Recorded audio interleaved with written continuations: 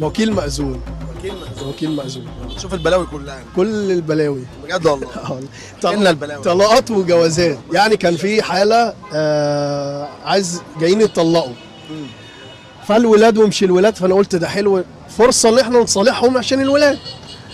فالمهم خرجوا هما الاثنين ودخلوا، قال لها خلاص اتفقنا. قالت له لا ما اتفقناش. انا اقول للشيخ انت قلت لي، قلت هتقول لي بقى حاجه تانية بقى كتبها كمبياله الكلام ده.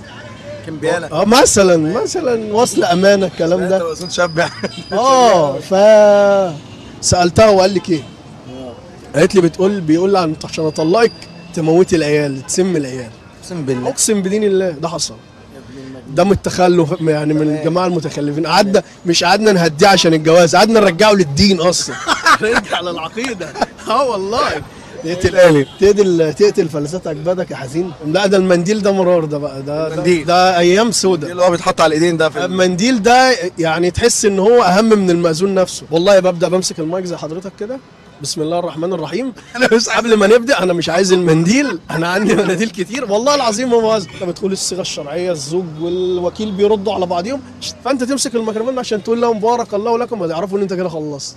هجمع المنديل بقى والله العظيم. انا مره ابو عروسه قام عشان المنديل، يعني يا حاج طب نكمل الصيغه، خد المنديل وقام. والله العظيم ما بهزر. امبارح والله العظيم بالصدفه وانا بكلمك كده كنت في عقد، لسه ما خلصتش، راحت ام العريس هجمه على المنديل، وبنت عملت عقلها على ام العريس، زقوني وقعت على الارض. مش والله مش يسيبوني وقعد على الارض، قعدوا عليا والله العظيم. اقسم بدين الله قرف بقى، اللي هو الواد بتاع الدي جي هو اللي قومني والله العظيم. اقسم بدين الله هو اللي قومني. في طلاق الناس خارجه بتضحك، بعديها دخل جواز، بعد ما خلصوا قعدوا يعيطوا. فانا مش عارف ايه تضارب الاحاسيس ده والله العظيم ما بهزر. جوازه جماعه بقى اللي هم الطيبين اهالينا، يعني في مناطق عشوائيه والكلام دوت. فعيل شاري بنت جدا، يعني شاب شاري بنت، بس شاب ايه متفتح شويه. متفتح دي يعني ايه برضه عشان اكون فاهم؟ يعني بيفتح مطاوي. انت تقريبا واخد حاجه، انا ما اعرفش الجواز ده ينفع ولا لا.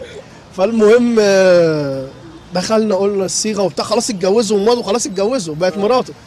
راحت امها جت ست كده والعياذ بالله، يعني والعياذ بالله يعني والعياذ بالله. تمام. فعقربه يعني اتخانقوا على القايمه. قلت له يا ابني انت اتجوزت، لو خدتها دلوقتي ومشيت محدش يقدر يكلمك. قال لي لا الوليه دي ومش عارف ايه الوليه. المهم ضغطت عليه جدا، الواد ما تعرفش كان رافع ايه، راح ماسك مطوه وقعد يشرح في نفسه، جاب دم من كل حته والله العظيم عندي في المكتب. ذبيحه ذبح نفسه في المكتب. قعدنا ننم وبتاع، رحت خارج قلت لها يا ست انت غوري في داهيه والله العظيم. طردتها من المكتب. ما اعرفش ده كان شايل بنت ولا هو عشان كانت القايمه تقيله شويه، ما اعرفش. تاني يوم قبل ما ياخد الاسامي قال انا عايز اطلق البتاع. قلت له طب انت كنت هتطلقها، ما كنتش عملت كده في نفسك امبارح؟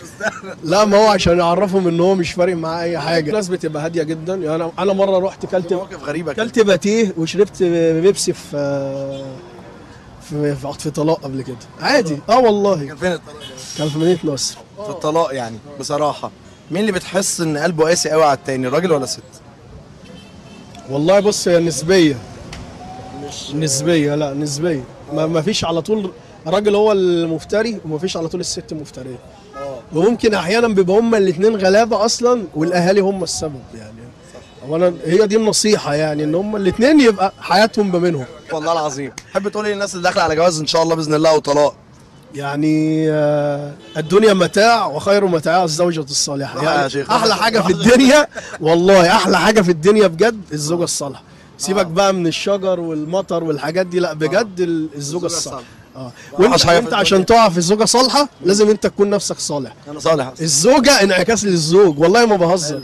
يعني انت لو سالك ربنا يرزقك بواحدة سالكة. انت مش على قدر نياتكم بالظبط، على قد. وزي ما بيقولوا الطيور على اشكالها تقع. والايه في سوره الرحمن لما هل الجزاء الاحسان الا الاحسان، انت بتحسن ربنا يرزقك بالاحسان. بس دول اللي بيتجوزوا. طب واللي بيطلقوا؟ اللي بيطلقوا مش عارف. نبغض الحلال عند الله الطلاق. الطلاق حلال عشان نشتغل برضه يا عم احمد في ايه.